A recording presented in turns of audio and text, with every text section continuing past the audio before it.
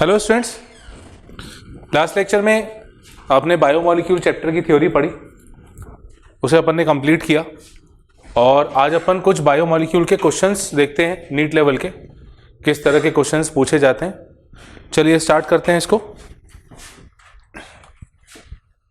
एक क्वेश्चन है, which of the following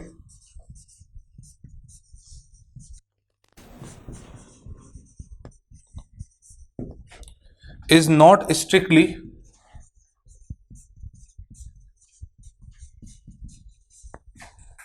a biomacromolecule।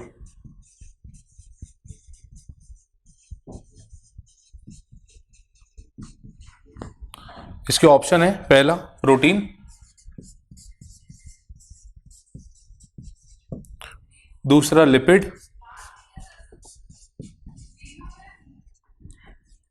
Third है पॉलीसेक्राइड्स,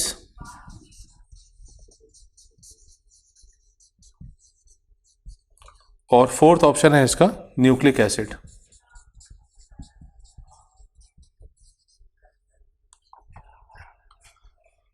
क्वेश्चन ये है कि इसमें से बायो मैक्रोमोलिक्यूल कौन सा नहीं है।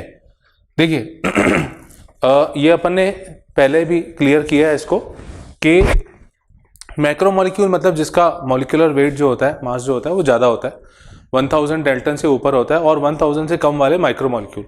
पर यहाँ पे अगर अपन देखें तो प्रोटीन जो कि है एक मैक्रोमोलिक्यूल, इसका जो माइक्रोमोलिक्यूल होगा वो होगा अमाइनो एसिड। पॉलीसेक्राइड के केस में जो मोनोसेक्राइड्स होते हैं वो माइक्रो हो जाएंगे और पॉलीसेक्राइड मैक्रो हो जाएगा। ऐसे न्यूक्लिक एसिड मैक्रो हो जाएगा और इसके कंपोनेंट माइक्रो हो जाएगा।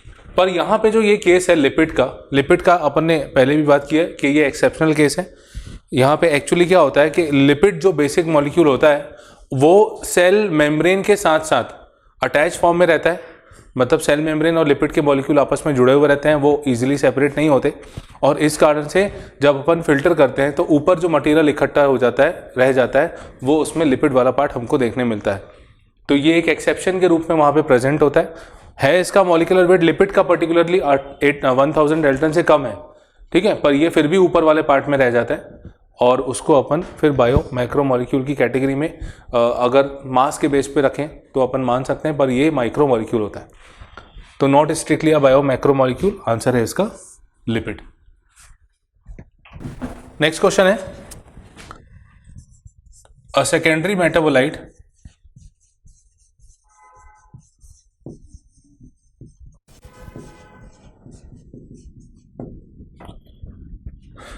that act as a toxin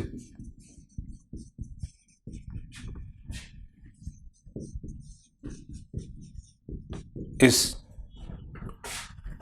एक सेकेंडरी मेटाबोलाइट जो टॉक्सिन की तरह काम करता है। पहला ऑप्शन कैरोटीनॉइड्स, सेकेंड ऑप्शन है करक्यूमिन, थर्ड है एब्रिन, और fourth मोनोटर्पीन्स।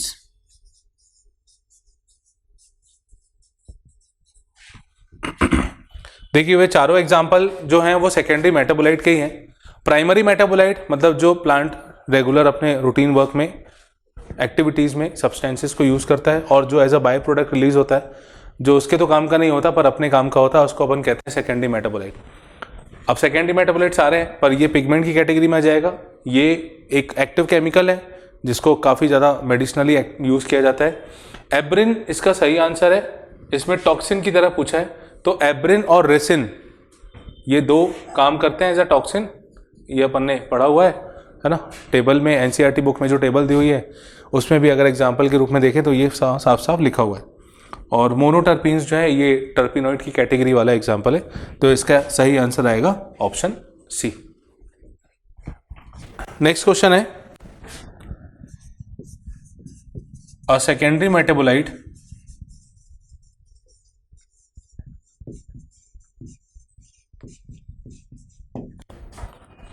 that is alkaloid in nature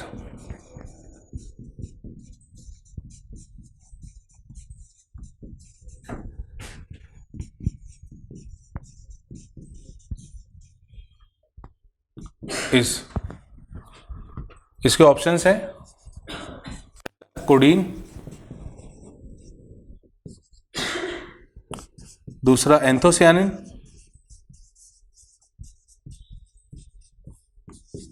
तीसरा ऑप्शन है गम, फोर्थ ऑप्शन है abrin.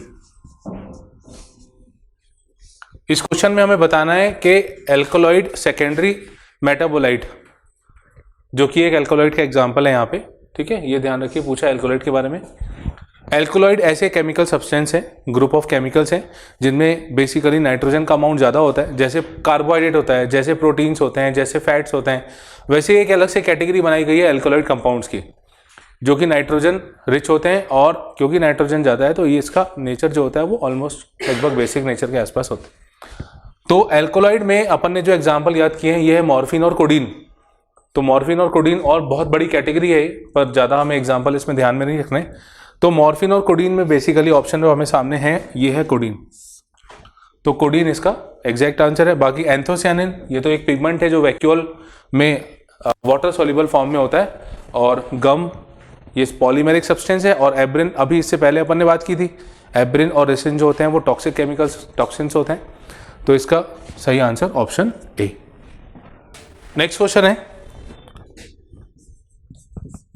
Peptidoglycan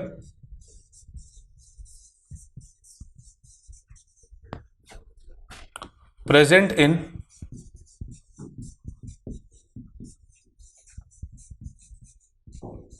bacterial cell envelope is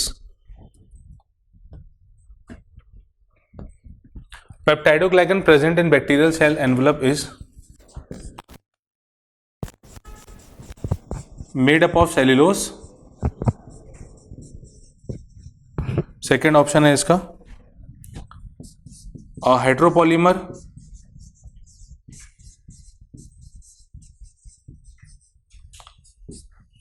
third option N oligosaccharide,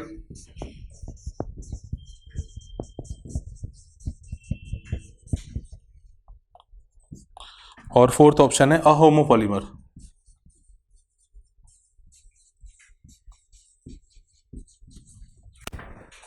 ठीक है, पेप्टाइडोग्लाइकन जो है ये बैक्टीरियल सेल में प्रेजेंट होता है, और ये क्या है ये पूछा गया है। देखिए यहाँ पे अपन दो चीज़ समझते हैं, पेप्टाइडो और ग्लाइकन, मतलब ये ऐसा केमिकल है जो प्रोटीन और कार्बोहाइड्रेट का बना हुआ है। यहाँ नाम से समझ में आ रहा है, इसको अगर अपन ब्रेक करते हैं तो ये पेप्टाइड मतलब अमीनो एसिड वाला पार्ट हो गया, प्रोटीन वाला पार्ट हो गया, और ग्लाइकन मतलब ये शुगर वाला पार्ट हो गया। तो ये दो चीज़ों से मिलकर बना हुआ है, और दोनों जो इंडिविजुअल कंपोनेंट हैं इसके वो भी अलग अलग होते हैं। ठीक है, तो मेड अप ऑफ सेल्यूलोज ये तो होगा नहीं, क्योंकि अपन को ध्यान है कि ये पेप्टाइडोग्लाइकन एक अलग तरह का केमिकल होता है जिसमें एन एसिटिल ग्लूकोसामीन और N acetyl muramic acid present होते हैं। और हेट्रोपॉलीमर ये इसका आंसर होगा। हेट्रोपॉलीमर इसलिए क्योंकि प्रोटीन और कार्बोहाइड्रेट ये दो अलग अलग चीज़ों से मिलकर बन रहा है, और उसमें भी अगर और थोड़ा सा अंदर जाते हैं तो उसके मोनोमर भी अलग होते हैं। तो ये इसका एग्जैक्ट आंसर है। ओलिगोसैकेराइड पेप्टाइडोग्लाइकन ये नहीं होगा, क्योंकि इसमें दो चीज़ें, ओलिगोसैकेराइड मतलब बिल्कुल कार्बोहाइड्रेट रेस्ट्रिक्टेड कैटेगरी हो गई। होमोपॉलीमर नहीं है, अब हेट्रोपॉलीमर है तो होमोपॉलीमर का तो सवाल ही नहीं उठता। तो इसका सही answer option B. Next question है, in glycine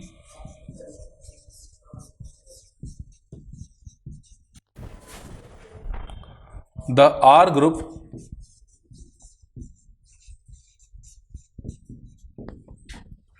is replaced by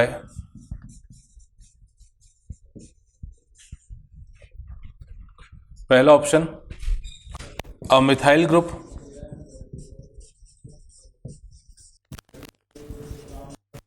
second option hydroxyl group, third option है carboxylic group,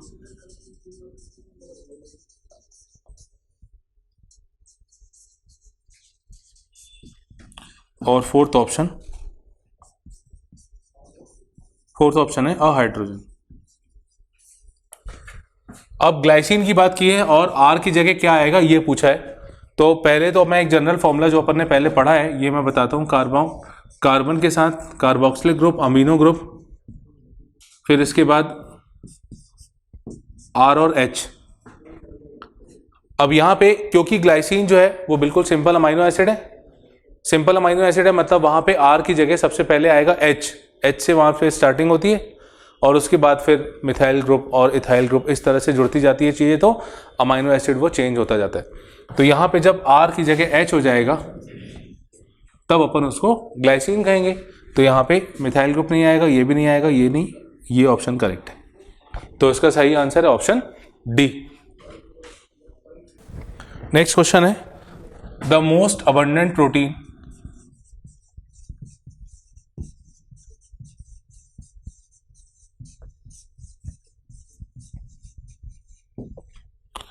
in animal world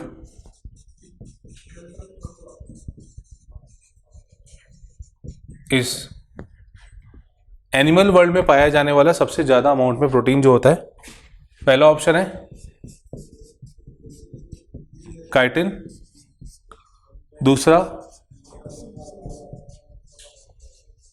peptidoglycan, third option है collagen, fourth option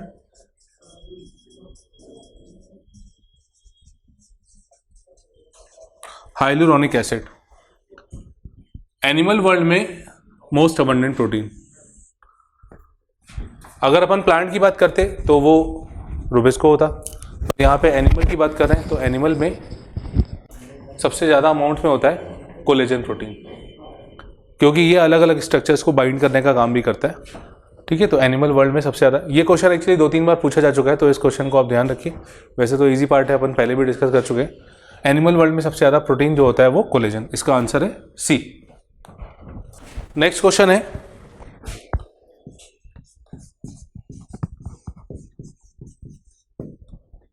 proteins which catalyse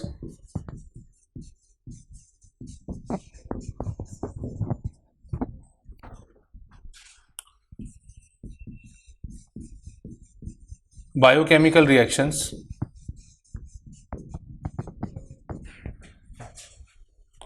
in the living world।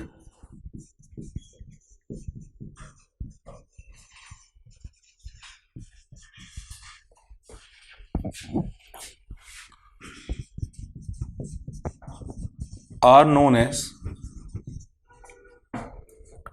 पहला option है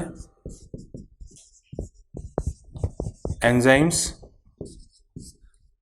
second option hormones,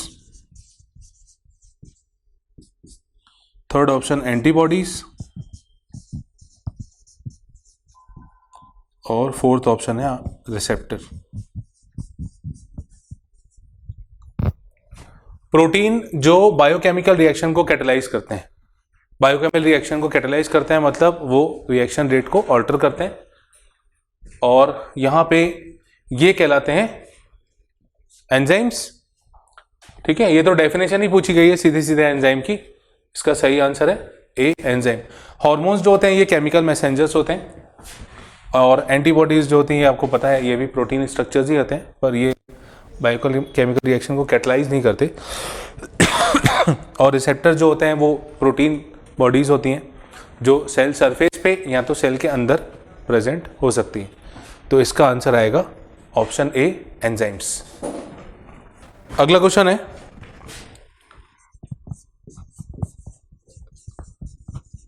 the amino acid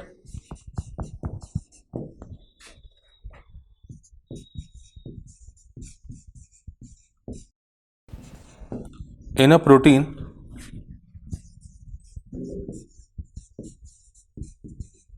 are held together by, पहला option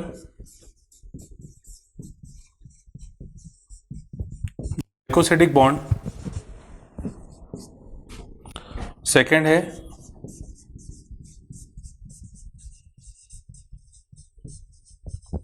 phosphodiester bond, third peptide bond, और fourth option है hydrogen bond.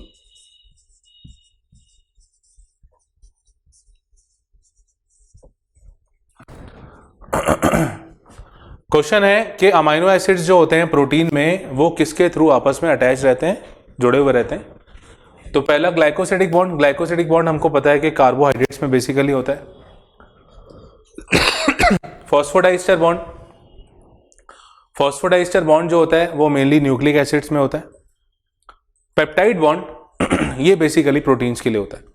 Protein और amino acid, देखिए amino acid बहुत सारे जब जुड़ जाते हैं तो प्रोटीन का फॉर्मेशन होता है, और जब अमाइनो एसिड एक अमाइनो एसिड दूसरे अमाइनो एसिड से जुड़ता है तो इस बॉन्ड को अपन पेप्टाइड बॉन्ड कहते हैं, जहां पे एक वाटर मॉलिक्यूल रिलीज भी होता है।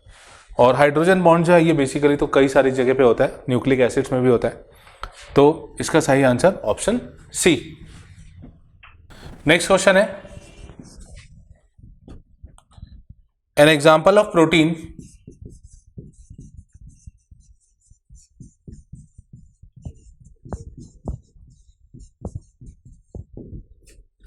with quaternary structure।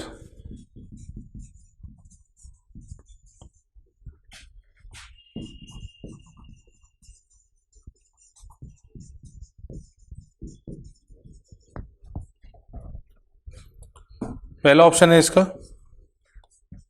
Myoglobin, second option है haemoglobin, third option keratin, fourth option है alpha keratin. Sorry, fourth option है all of these.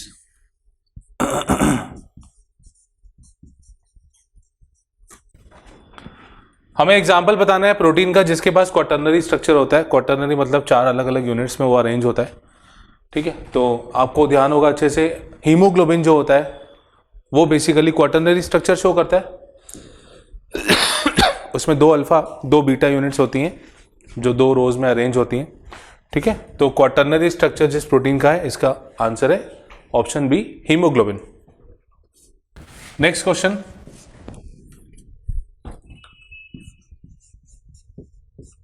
Lecithin is a, lecithin क्या होता है ये बताना है। पहला ऑप्शन है इसमें it is a type of wax, second phospholipid,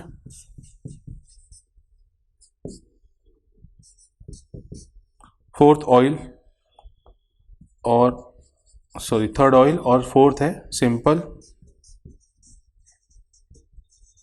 fatty acid. Question में लेसिथिन पूछा है, ध्यान रखिए 2 टर्म एक जैसे होते हैं, लगभग एक जैसे, थोड़ा सा डिफरेंस वैसे अपन को दिखता है वहां पे।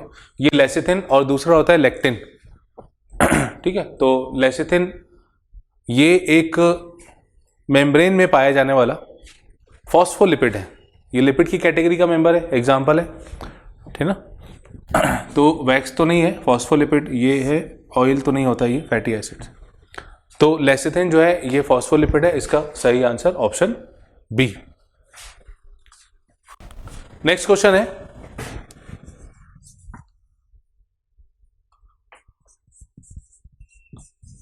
द पेंटोज शुगर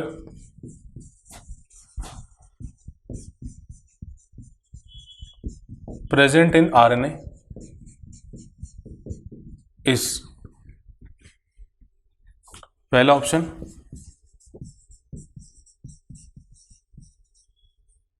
गैलेक्टोज, दूसरा ऑप्शन है कोलेस्ट्रॉल, तीसरा ऑप्शन है सुबेरिन, सॉरी एक मिनट बेटा, गैलेक्टोज, सेकंड ऑप्शन है सुक्रोज, थर्ड ऑप्शन दिया है राइबोस, और फोर्थ ऑप्शन है फ्रक्टोज।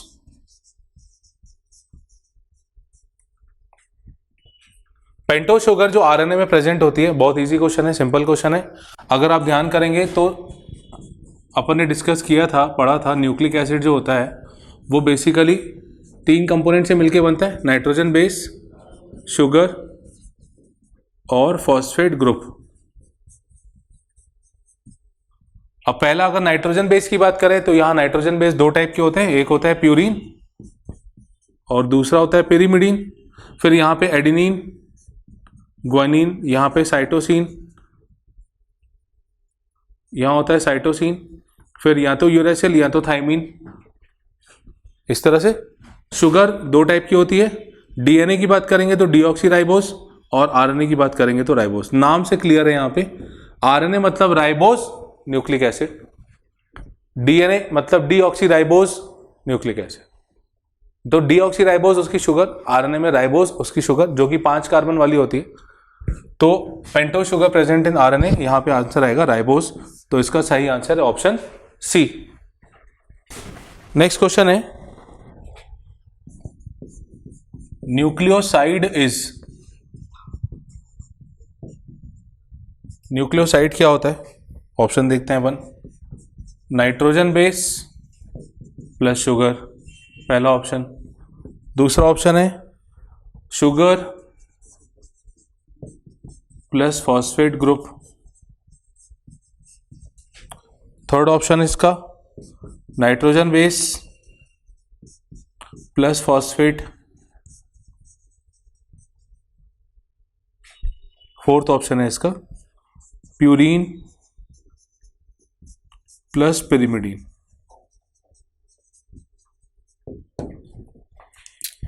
न्यूक्लियोसाइड बताना है। साइड देखिए, दो तरह के मॉलिक्यूल अपन ने पढ़े, दो तरह के कंपाउंड्स अपन ने पढ़े।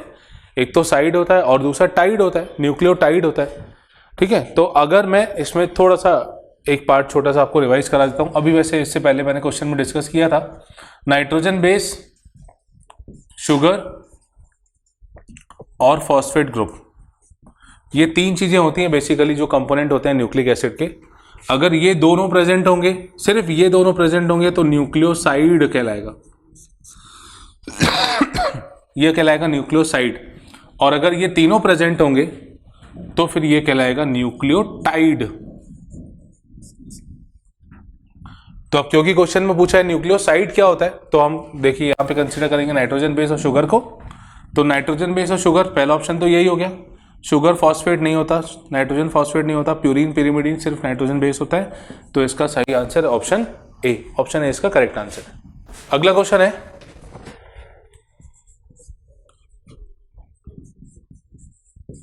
इन B DNA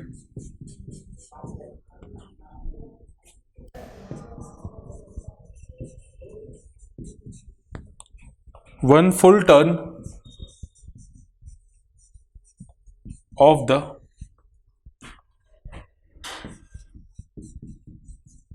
helical strand contains,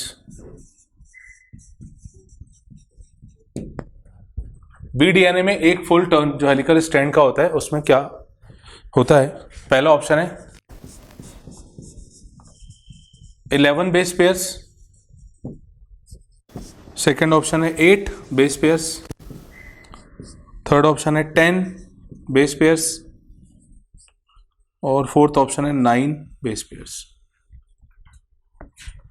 अब देखिए यहां पे थोड़ा सा आप हो सकता है कंफ्यूज हो। देखिए यहां पे लिखा है बीडीएनए, थोड़ा सा मैं डिटेल में जाता हूं। डीएनए कई टाइप का होता है, जैसे A DNA, B DNA, C DNA, D DNA, Z DNA भी होता है, डी नहीं होता, जेड होता है। ठीक है, तो यहां पे पूछा है बी डीएनए। जो अपन नॉर्मली जो डीएनए पढ़ते हैं वो बेसिकली बी डीएनए ही होता है, जिसको वॉटसन और क्रिक ने 1953 में डिस्कवर किया था। और अपन ने बोला था कि डबल हेलिकल स्ट्रक्चर उन्होंने प्रपोज किया। तो ये डीएनए स्ट्रैंड है और इसी के साथ लगा इसका एंटी पैरेलल स्ट्रैंड। अब देखिए यहां से एक ये स्ट्रक्चर, ये पूरा एक हेलिक्स यहां पे कहलाता है, और एक हेलिक्स में यहाँ पे adenine, guanine, cytosine, thymine arrange होते हैं। एडेनिन थाइमिन के साथ जुड़ा रहता है, ग्वानिन साइटोसिन के साथ इस तरह से अटैचमेंट होता है, और ऐसे यहाँ पे भी होता है। तो टोटल एक हेलिक्स में 5 इसमें 5 इसमें टोटल 10 बेस पेयर्स होते हैं। मतलब जो हम नॉर्मल डीएनए का स्ट्रक्चर पढ़ते हैं वो यहाँ पे बी डीएनए ही होता है। तो यहाँ पे आंसर आएगा ऑप्शन सी, 11, 8, 9 ये सब बाकी डीएनए। ठीक है, जेड डीएनए से अपन देखें तो जेड डीएनए में बेस पेयर ज़्यादा होते हैं उससे फिर कम, उससे फिर कम दूसरे डीएनए। तो यहाँ पे बी डीएनए जो वॉटसन और क्रिक ने डिस्कवर किया था, जो नॉर्मली अपन स्टडी करते हैं स्ट्रक्चर, उसमें 10 बेस पेयर होते हैं। तो इसका सही आंसर है ऑप्शन सी। नेक्स्ट क्वेश्चन है,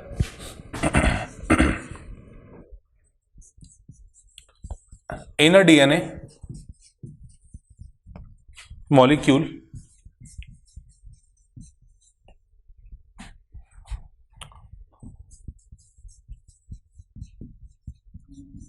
adenine of one strand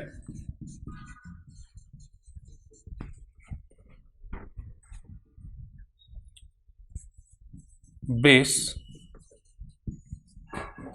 pair with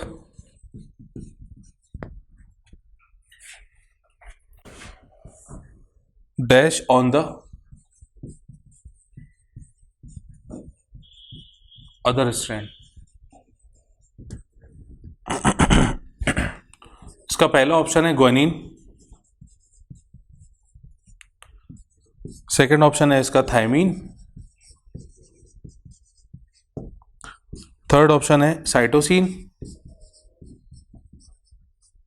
और फोर्थ ऑप्शन है इसका बोथ 1 and 2। क्वेश्चन है कि डीएनए मॉलिक्यूल जो होता है उसमें एडेनिन जो होता है एक स्ट्रैंड में, वो किसके साथ पेयर के फॉर्म में, मतलब ये वाला जो बेस है एडेनिन, वो किसके साथ पेयर फॉर्म में होता है ऑल्टरनेटिव स्ट्रैंड में।